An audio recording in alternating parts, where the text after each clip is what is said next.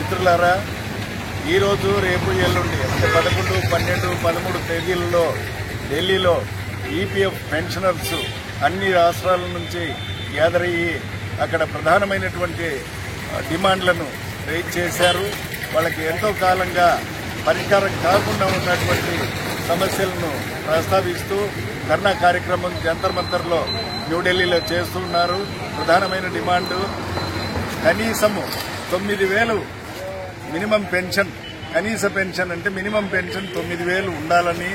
దానికి శాస్త్రీయమైనటువంటి కారణం ఉంది. ఎందుకంటే 7వ పే కమిషన్ కేంద్ర ప్రభుత్వం వాళ్ళు నియమించారు. దాని రికమెండేషన్స్ లోనే ఉంది కనీస పెన్షన్ 9,000 ఉండాలి.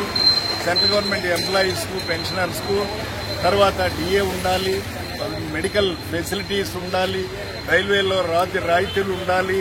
ఇటువంటివన్నీ రికమెండ్ చేశారు. దాన్ని ప్రభుత్వం యాక్సెప్ట్ కూడా చేసింది. యాక్సెప్ట్ చేసినటువంటి ఆ డిమాండ్స్ పైననే మనం అడుగుతున్నాము. ఎందుకంటే కాస్ట్ ఆఫ్ లివింగ్ పెరిగిపోయింది. తర్వాత గౌరవప్రదమైనటువంటి జీవితాన్ని ఒక పెన్షనర్ జీవించాలంటే ఈ మేరకు కనీస పెన్షన్ 9,000 ఉండాలి, డిఏ ఉండాలి, మెడికల్ ఫెసిలిటీస్ ఉండాలి, రైల్వేలలో రాయితీలు ఇవ్వాలి, బడ్జెట్లో కేటాయింపులు జరగాలి, తగిన కేటాయింపులు జరగాలి అనేటువంటి ప్రధానమైనటువంటి డిమాండ్లో ఇంకా ఇతర డిమాండ్లు కూడా ఉన్నాయి. అన్ని డిమాండ్లను ఉద్దేశించి 3 రోజులు ధర్నా జరుగుతుంది. అక్కడ అన్ని రాష్ట్రాల నుంచి అక్కడికి వచ్చారు. అన్ని సంఘాల వారు వారికి మద్దతునిస్తున్నారు.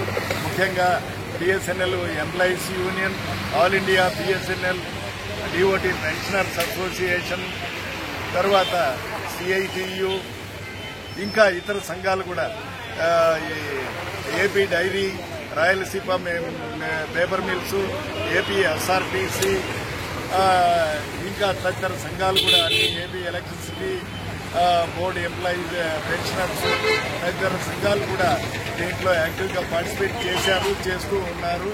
కాబట్టి ఈ న్యాయమైన డిమాండ్లను పరిష్కరించడానికి ప్రజలుగా మనము వారికి సహాయ సహకారాలు అందిస్తూ వారితో పాటు మనం ఉంటూ వారి వెన్నంటి ఉంటూ వారి ముందు మనం కూడా నడుస్తూ ఈ సమస్యల పరిష్కారానికి ప్రజలందరూ దీనికి తగినటువంటి మద్దతు ప్రకటిస్తే దానికి సమస్యకు పరిష్కారం లభిస్తుంది. తప్పకుండా ప్రభుత్వం వారు దిగిరాక తప్పదు.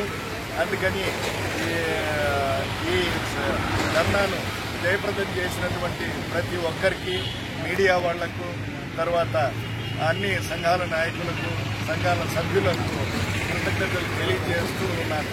దీంట్లో M Yakob, all India BSNL DOT pensioners association రాష్ట్ర అధ్యక్షుడు.